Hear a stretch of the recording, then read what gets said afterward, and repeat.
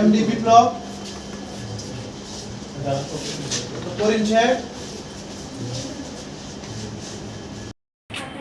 4 নম্বর রাজু আহমেদ,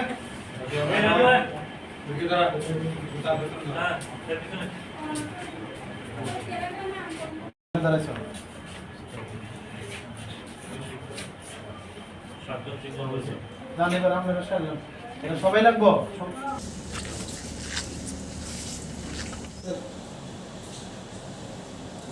হ্যাঁ, আমরা গতকালকে আমাদের আগরতলা রেল স্টেশনে মোট 8 জন বাংলাদেশি এবং 2 জন ভারতীয় নাগরিককে অ্যারেস্ট করা হয়েছে।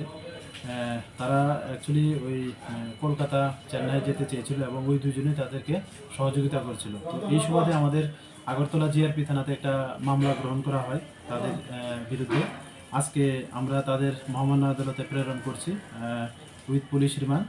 তো নাম জিজ্ঞেস করলে যারা বাংলাদেশি তারা বলেছে একজন শাহাদাত হোসেন, চট্টগ্রাম ডিস্ট্রিক্টে বাড়ি বাংলাদেশ, আর একজন হচ্ছে তৃষা আক্তার, সাফলা আক্তার, রাজু আহমেদ, শাহ আলম, সুকদ্রি শেখ, এমডি বিপ্লব এবং করিম শেখ।